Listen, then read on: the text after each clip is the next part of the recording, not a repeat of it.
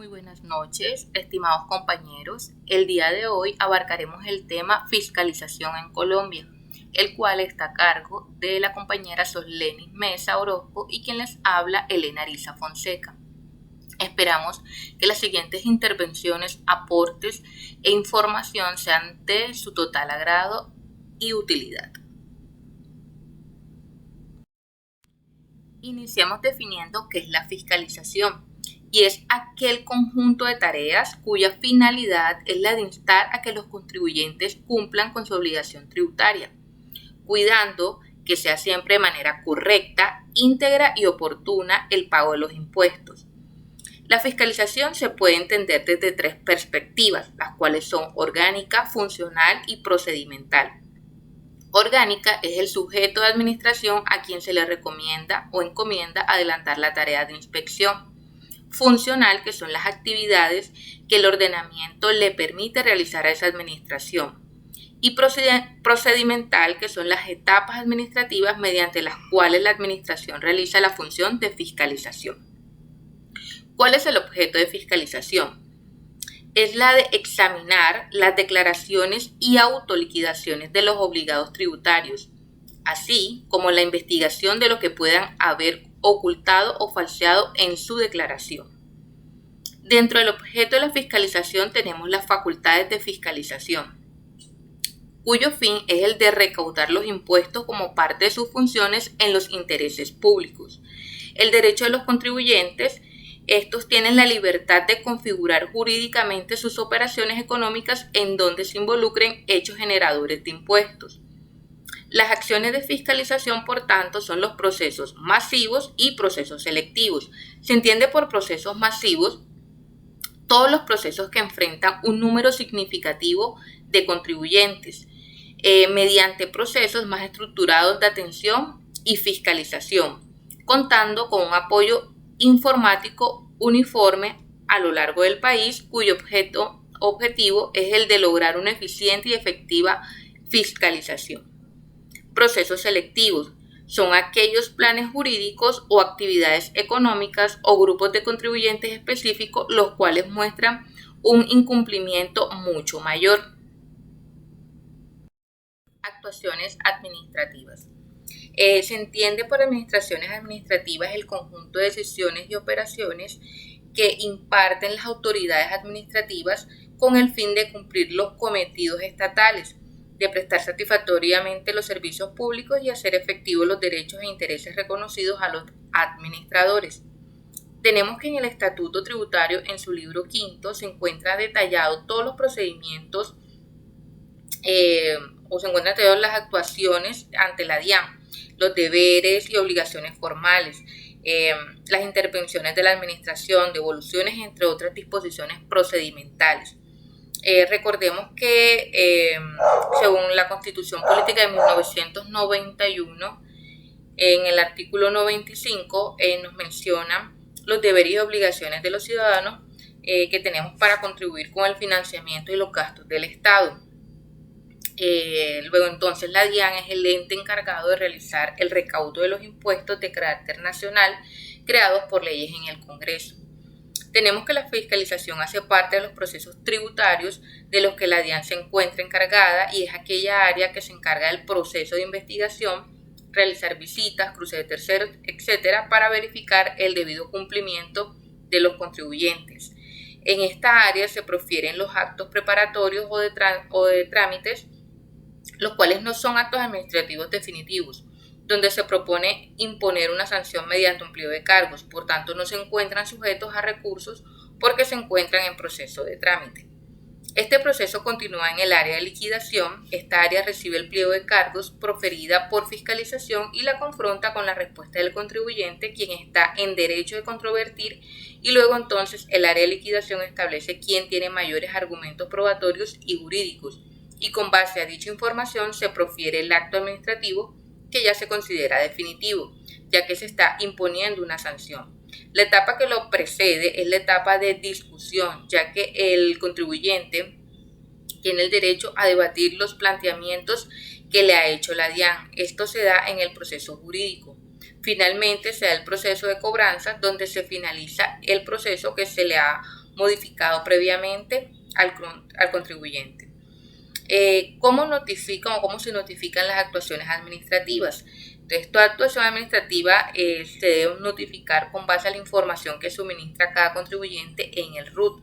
Por tanto, se hace necesario que todos los contribuyentes presenten y actualicen información confiable para que en dicho caso de una notificación, pueda estar enterado de manera oportuna de sus casos o procesos abiertos en la DIAN y que a futuro no le acarree inconvenientes o sanciones mayores y que cuando se dé cuenta o por enterado no sea demasiado tarde y la única opción sea pagar el monto sancionado. Declaraciones tributarias.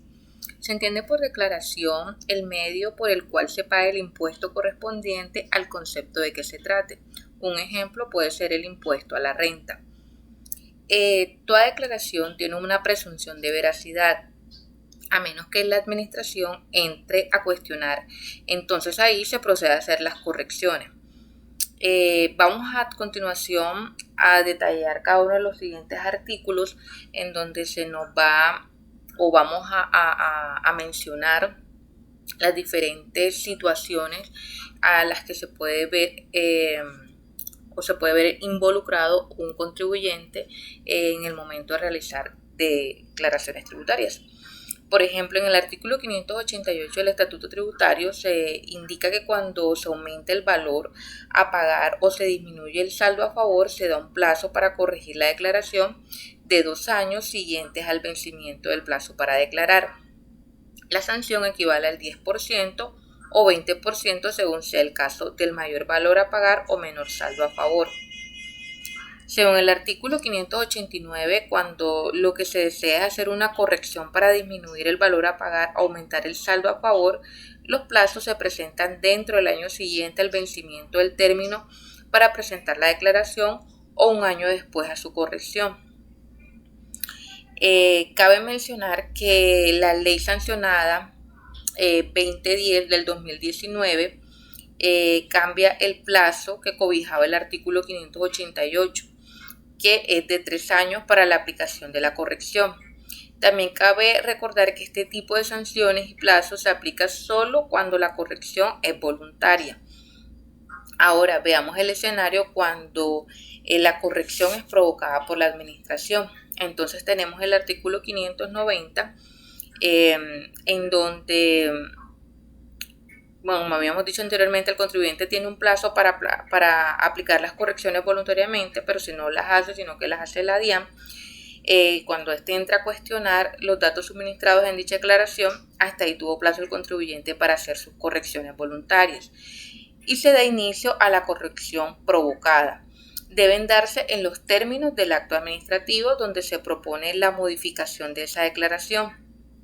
En los requerimientos especiales se propone una sanción de inexactitud y la sanción es del 100% del mayor valor a pagar o del menor saldo a favor o al 15% de los valores inexactos en el caso de las declaraciones de ingresos y patrimonios. Tenemos en el artículo 709 que una vez se haga el requerimiento oficial al contribuyente, tiene 3 meses para pagar. Si el contribuyente acepta, corrige la declaración y paga dentro del plazo establecido, tiene derecho al beneficio de reducir la sanción de inexactitud a la 1/4 parte, siempre y cuando esté en el plazo de los 3 meses estipulados en dicho artículo. De lo contrario, se pierde el beneficio sin excepción. El artículo 713 nos indica o menciona el caso en el que el contribuyente no acepta la corrección expuesta en el requerimiento, sino que prefiere presentar sus argumentos, sus pruebas y decide esperar a cómo se va a proferir esa liquidación oficial, donde tiene como respuesta puede haber un acto de archivo o se continúa con la modificación de la liquidación. Si se profiere, el contribuyente puede presentar un recurso de reconsideración dentro de los 2 meses siguientes a la notificación de la liquidación especial.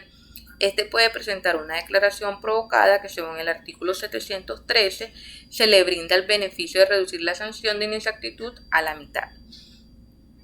También podemos mencionar el artículo 580, el 650 raya 1 y el 579 raya 2, y estos nos hablan sobre las declaraciones no presentadas, que son aquellas en las que el contribuyente cumplió con el deber de declarar, pero incurrió en un error que se le reconoce por parte del legislador. Aunque es menos grave, igual se han incurrido en un error. Cuando no tengan los factores necesarios para determinar las bases gravables, cuando no se presente firma por quien debe cumplir el deber de declarar, etc., esto es considerado como una declaración no presentada. Entonces se procede a corregir con una sanción reducida equivalente al 2% y lo encontramos en el artículo 641 del Estatuto Tributario. Muy buenas noches, profesor y compañeros. Mi nombre es Oslenis Mesa y en esta noche voy a hablarles de unos conceptos muy importantes para el tema del proceso de fiscalización tributaria en Colombia.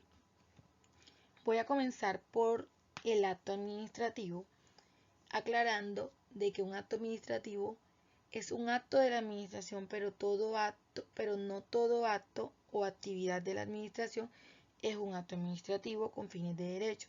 Por tal razón, un acto administrativo es un acto jurídico cuya característica principal es que constituyen una manifestación o declaración de voluntad unilateral, cuyo gesto es crear, reconocer, modificar o extinguir una situación jurídica individual, declaración unilateral realizada en ejercicio de la función administrativa que produce efectos.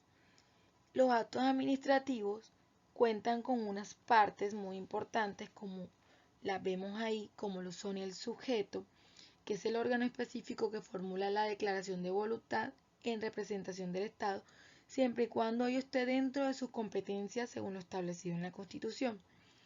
Tenemos la competencia, que es la cantidad de poder que un ente posee dentro del concierto de los poderes públicos y que los faculta para llevar a cabo un acto administrativo o no. La voluntad es la intención objetiva o subjetiva con la cual se realiza el acto administrativo. El objeto es aquello sobre lo que recae el acto administrativo y que debe ser cierto físicamente y posiblemente jurídico, pues puede ser en este caso o ejemplo una persona. El motivo, el porqué de este acto administrativo jurídico, el mérito, que es el grado de adecuación del acto administrativo respecto al principio de proporcionalidad de los medios y los fines, y la forma, que es la materialización en sí del acto administrativo, es decir, la formación externa del acto.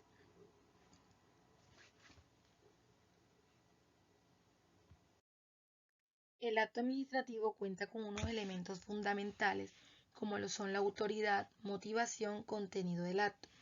La autoridad tendrán competencia para emitir actos administrativos los funcionarios públicos investidos legítimamente por la entidad a la que pertenecen. Motivación.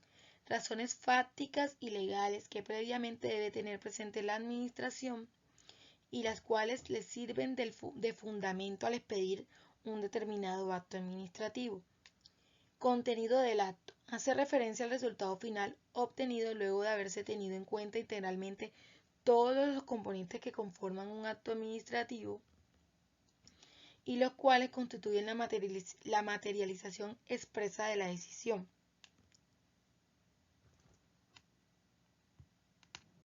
Silencio administrativo. El silencio administrativo podrá ser definido como una ficción jurídica creada con el fin de proteger a los particulares frente a una administración poco diligente ante los constantes incumplimientos por parte de las administraciones públicas de su obligación de responder las solicitudes de los particulares. Vemos que constantemente, pues antes las administraciones se tomaban el lujo de no responderte y se llevaban más del plazo de los 15 días hábiles y pues uno se quedaba esperando una respuesta. Digamos que ante esta situación se hizo necesario arbitrar algún mecanismo que permitiera a los ciudadanos reaccionar frente a ese mutismo de los entes públicos y así aparece en nuestro ordenamiento jurídico la figura del silencio administrativo. tengas en cuenta que existen dos, el silencio administrativo positivo y el negativo.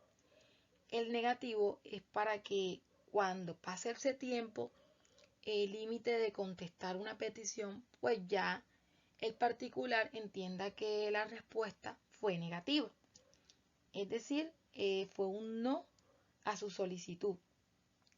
Existen pues dos, ¿qué podemos hacer ante esta situación negativa? La primera pues es esperar. Pese a que haya operado el silencio, la administración sigue estando obligada a resolver y esa resolución que debe dictar no se encuentra vinculada al sentido desestimatorio del silencio, razón por la cual puede contradecirlo y ser una resolución estimatoria o positiva. La segunda pues es interponer, si ven que no te contesta, pues interponer un recurso por vía administrativa, por ejemplo el de reposición. Y para el caso del silencio administrativo positivo, este está fundamentado, está dentro de las excepciones porque normalmente es negativo y es en la ley 142 de 1994 que se actúan este silencio administrativo para los servicios públicos. Es decir, tú le envías, por ejemplo, a Electricaribe una solicitud o un derecho de petición y si ellos no contestan dentro de los 15 días, pues se va a entender que es positivo y que va a ser favorable para ti la respuesta. Y en el caso, por ejemplo, de negativo, una persona que trabajaba en una entidad pública y, por ejemplo, no le han pagado, pues es normal, en esas entidades no le han pagado su liquidación y ella pues les envía la solicitud y no le responde, se entiende, bueno, ella puede asumir que le están diciendo que no le van a pagar su liquidación y ella procede de pronto a interponer una demanda porque ya ella entendió a través del silencio administrativo negativo, porque no le dijeron nada dentro del plazo, de que la respuesta es no te vamos a pagar por ahora y pues ella toma su acción ante esta situación. Vía gubernativa. La vía gubernativa hace referencia al proceso administrativo que lleva a cabo una autoridad administrativa, como por ejemplo la DIAN, que comprende toda su actuación hasta agotar todos los recursos con que cuenta el administrado para defenderse. En el Código del Procedimiento Administrativo y de lo Contencioso Administrativo, en el artículo 74 dice que son los recursos contra los actos administrativos. Por regla general, contra los actos definitivos procederán los siguientes recursos. El de reposición ante quien expidió la decisión para que la aclare, modifique, adicione o revoque. El de apelación para ante el inmediato superior administrativo funcional con el mismo propósito de modificarla, adicionar o revocarla.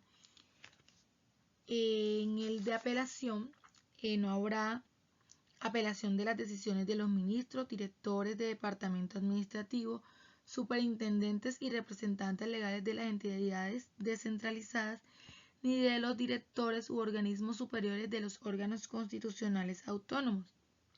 Tampoco serán apelables aquellas decisiones proferidas por los representantes legales y jefes superiores de las entidades y organismos a nivel territorial. El de queja.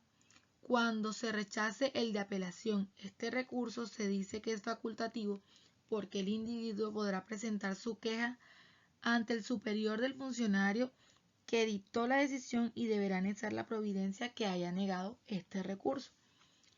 De este recurso se podrá hacer uso dentro de los 5 días siguientes a la notificación de decisión que, por ejemplo, tome la DIAN.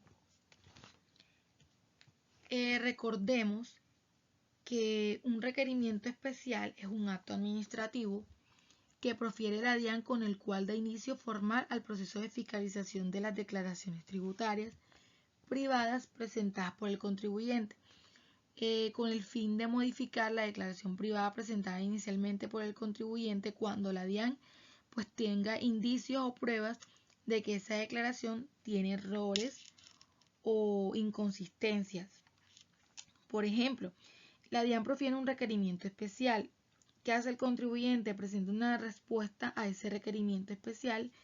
La DIAN profiere una liquidación oficial de revisión el contribuyente presenta un recurso de reconsideración contra la liquidación oficial, porque puede que éste no esté de acuerdo, y la DIAN profiere una resolución que resuelve o confirma la liquidación oficial de revisión, es decir, se mantiene en su decisión.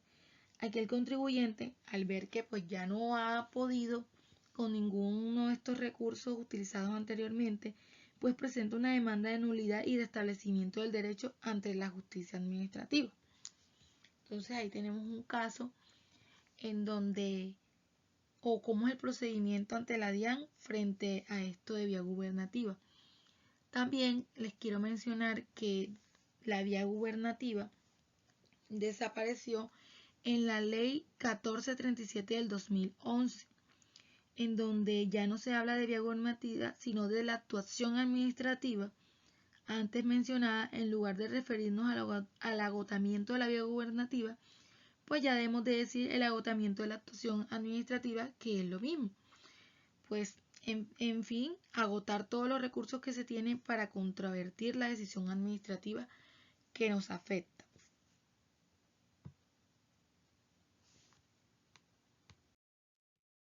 ¿Qué debemos tener en cuenta cuando la DIAN llega a hacer una visita?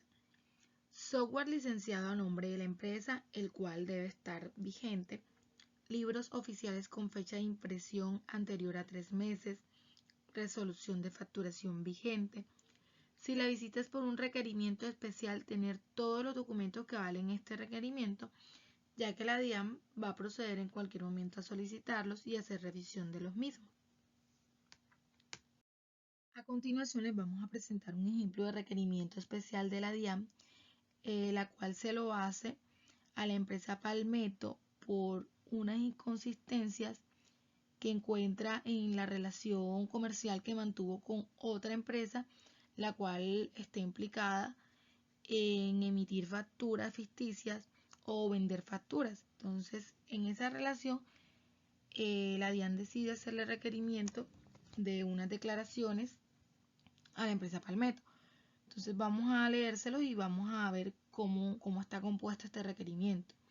Inicialmente pues tiene un número de radicado, tiene la fecha, tiene un número de expediente, la fecha del expediente, el destinatario, que en este caso es la empresa Palmetto BC Business, el NIT, la dirección, la ciudad, el departamento, el país. Dice impuesto, ventas, año 2018 y se refiere al periodo 1. Dice competencia. El suscrito funcionario competente de la División de Gestión de Fiscalización de la Dirección Seccional de Impuestos de Barranquilla, en uso de las facultades legales y en especial de las conferidas en el artículo 560, 561, 684, 686 y 688 del Estatuto Tributario, artículos 71, 78 y 79, del Decreto 1742 del 2020, Resolución 3001 del 24 de diciembre del 2020, expedida por la Dirección Seccional de Impuestos de Barranquilla y demás normas concordantes, en cumplimiento del artículo 686 del Estatuto Tributario, se le solicita a usted a llegar a este despacho la información que se le relaciona a continuación. Ahí vienen las solicitudes que hace la DIAN mediante este requerimiento. Les voy a mencionar 3 de ellas. En la primera, anexos a la declaración del impuesto sobre las ventas de todos los periodos cuatrimestral del 1 al 3 del 2018. Relación o auxiliar detallado por terceros de los pagos o causaciones por los servicios contratados con personas o entidades sin residencia o domicilio en el país, indicando razón social, nombres y apellidos e identificación del proveedor del servicio, número y fecha de factura o documento expedido por el proveedor, descripción del servicio adquirido, valor de la operación, valor del IVA retenido en la fuente, valor de la retención a título de renta. 3. Copia de los contratos suscritos o documentos supletorios por servicios en el territorio nacional prestados por personas o entidades sin residencia o domicilio en el país por la prestación de servicios grabados. Relación detallada por terceros de las retenciones practicadas a título de impuestos sobre las ventas registradas en el renglón 79 de las declaraciones de retención en la fuente de los periodos 1 al 12 del año 2017. Dicha relación debe contener como mínimo lo siguiente: razón social, nombre y apellidos, identificación del proveedor del servicio, número y fecha de la factura o documento expedido por el proveedor, descripción del servicio adquirido, valor de la operación, valor del IVA y valor retenido en la fuente. Dicha información debe venir firmada por el representante legal y contador público o revisor fiscal. Bueno, ahí están una de las solicitudes que le hizo la DIAN a la empresa. Y luego dice lo siguiente: dirección para notificaciones. Aquí la DIAN coloca donde la empresa Palmetto pues recibe todas las notificaciones, y le dice a la empresa Palmetto dónde debe enviar la respuesta, que le dice: la respuesta al requerimiento deberá dirigirla de la División de Gestión de Fiscalización de la Dirección Seccional de Impuestos de Barranquilla. Y por último pues firma el inspector a cargo de este requerimiento. A continuación, mis compañeras les va a dar la respuesta que da la empresa Palmetto a este requerimiento.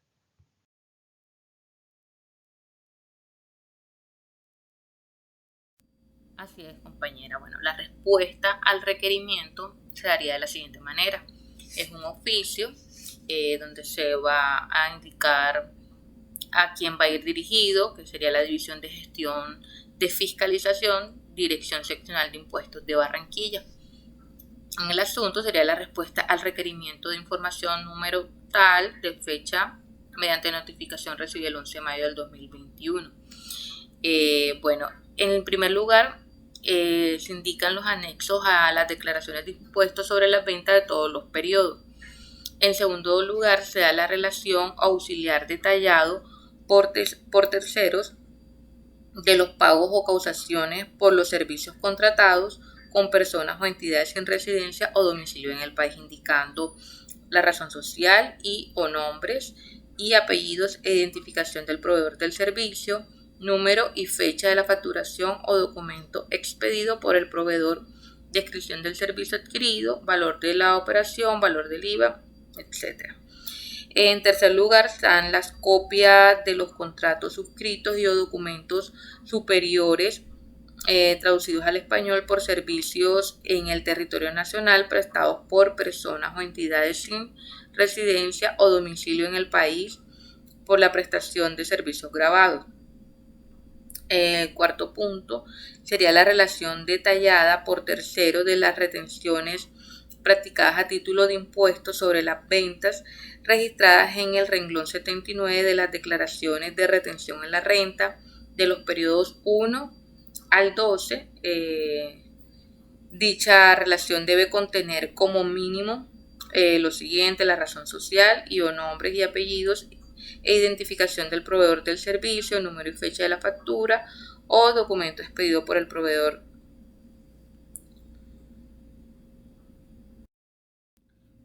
Continuando, en el quinto lugar debe detallar la forma o cómputo como se efectuó la proporción a que hace referencia el artículo 490 del Estatuto Tributario, indicando el valor llevado como impuesto descontable y el valor llevado a costo o gasto por cada uno de los bimestres del año. En este caso, Palmetto responde que teniendo como base lo establecido en el artículo 490 del Estatuto Tributario y dando respuesta a este ítem, la adquisición de nuestra compañía de bienes y servicios que otorgan derechos de descuento están destinados directamente a operaciones grabadas, exentas o excluidas del impuesto, y su imputación es clara y directa a unas y otras, por tanto no es relevante establecer un cómputo de esto. En sexto lugar, se relacionan los medios de pago indicando la fecha, el valor de pago o el recibido, forma de pago, etc. En este caso, Palmetto dice que adjunta relación de medios de pago indicando la fecha, valor y la forma. Séptimo, la fotocopia de la licencia o software utilizado. Palmetto dice que anexa copia de la licencia del software de contabilidad con los reglamentados en el anterior artículo.